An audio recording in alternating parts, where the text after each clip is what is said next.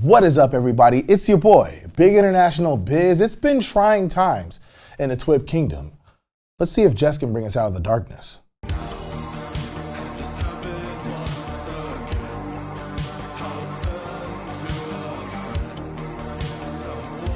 I had that one sitting in the chamber since I got sick. Shit was dope, right?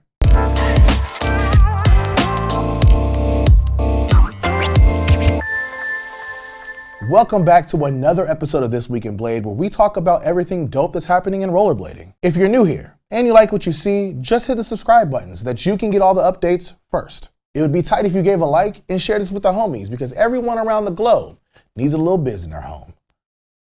Made me sound a little creepy, but it's okay.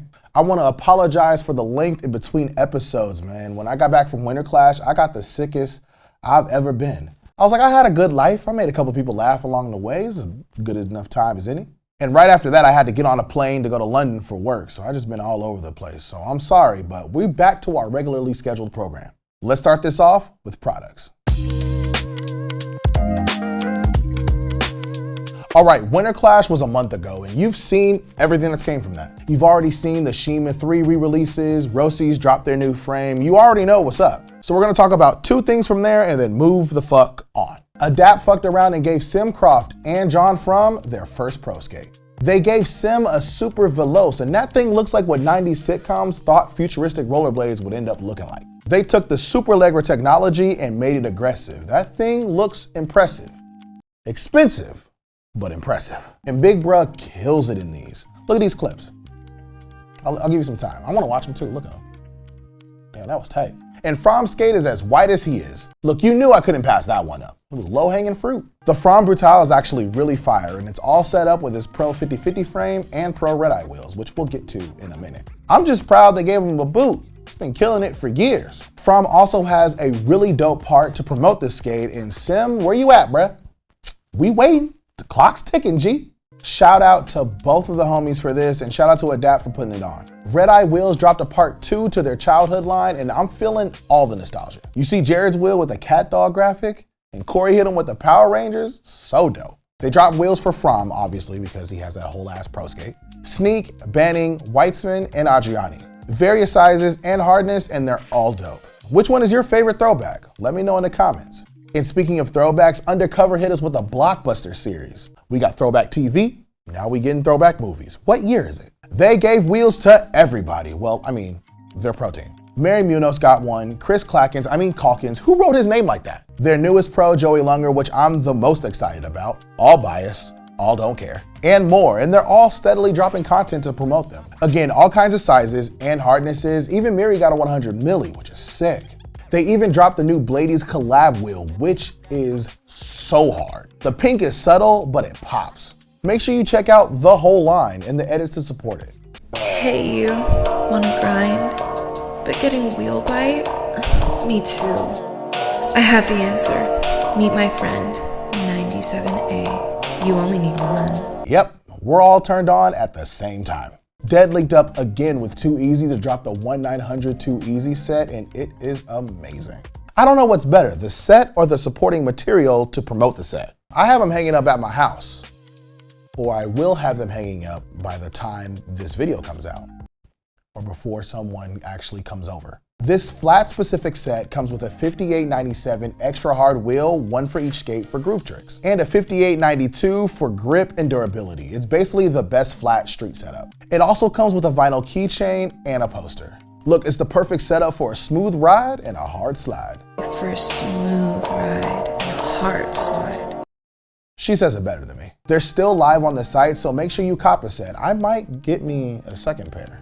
All right, that's gonna do it for products, mostly wheels and nostalgia. Which one are you excited about? Let me know in the comments and I'll be hollering at y'all. But for now, let's get into these videos.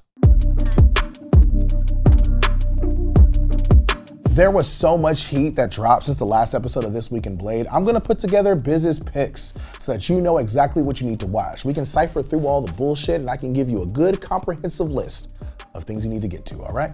But for the sake of your attention span, let's talk about the most recent bangers. When Them Skates presented Shuri, I thought, Shuri, Sorry, mother. Look, they had Wakanda Forever on the plane and I'm black. What was I supposed to do, not reference it? Look, I know that Shuri was the old name for Okinawa, and since this was filmed in Okinawa City, I get it, but I make jokes on this show, okay? Little funnies, little ha-has. This is a banger of a project from Big Ichi, and I watched it more times than I'm willing to admit. That dude is the swaggiest man on blades today, no contest. Me included, and I have an abundance of swag.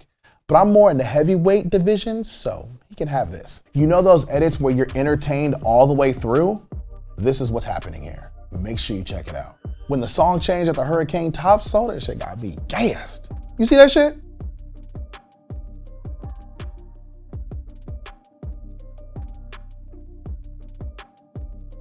Speaking of edits that keep you entertained, the City Life Boys dropped the coolest edit of Winter Clash.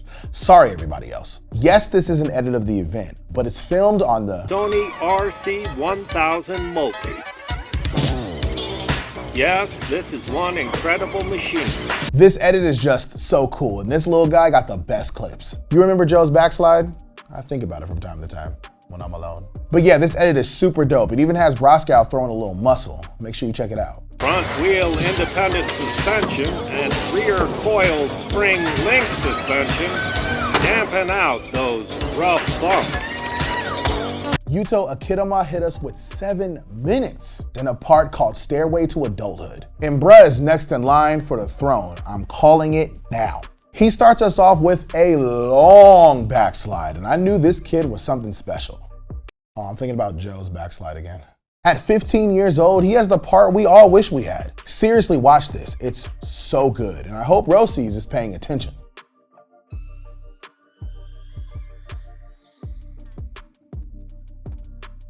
And last on this list of greatness, we got Joshy Boy Nelson with a full part for USD. It's called 3, 2, and 1, and there's no way I can prepare you for how fire this thing is. Filmed by Phil Moss, Josh is fucking up Sydney and making Lomax Pro Skate look better than he did.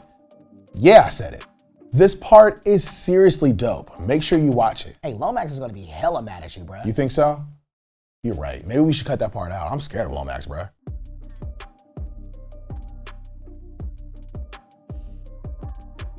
All right, that's gonna do it for videos. Let's get social. And now that I'm no longer sick, we can do that in person.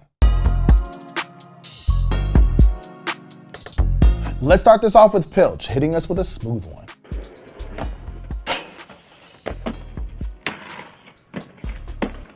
Okay, I wanna talk about Ozzy. Osbel Velez dropped a banger on the gram with like no warning and no context. I hate when y'all do that, but I love it all the same. This week, he dropped Mars and Taurus, and I can hear the Zodiac babes typing frantically. He's just so smooth. I know how good of a skater is, but when you see it all back to back to back and filmed by K. Luz, it just makes for a great part. The top trial on that curved bench in the beginning made me curve the last girl that was trying to use me. Make sure you watch it.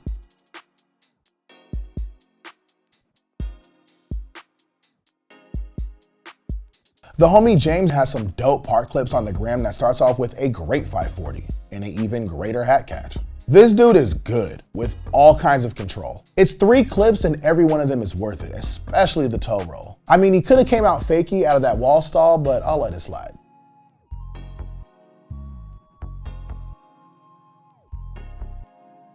I do feel like we're contractually obligated to talk about Sean Kelso every time he drops. So here we go. Kelso has some part clips with the homie Chris that really makes me want to step up my drip. I mean, I look the best when I'm draped in basements, so, you know, checks out. Not many can hold their own with Sean, but Chris does it well. Make sure you peep.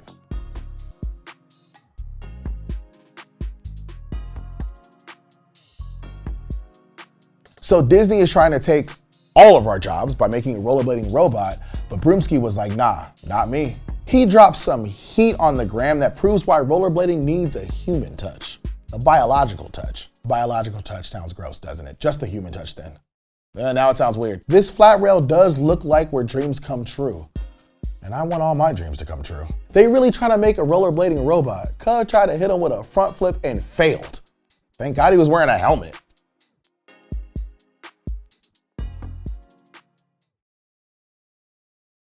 I think that's gonna do it for this week in Blade. Make sure you like this video and comment your favorite news below. I feel like my voice is starting to go out. Thank you guys for all your patience. And also thank you for helping me get Lino's live stream of Winter Clash to 3,000 people. And we held them for a minute too. I've been meaning to tell y'all that, but again, whole ass sick, dying, and about to get off the face of the earth. That was one of the greatest experiences of my life, and I can't wait to do it again. Make sure you're following my Linktree to get all the Twib updates, skating, and a bunch of other crap. Again, you never know what's gonna happen. I might get sick again and not have to do this for a fucking month. So you wanna be tapped in. For this week's Ender, here's Scott Hyden with a banger on a spot that looks like it was created from completing Tony Hawk Pro Skater challenges. Looks like he beat the game and then got this spot.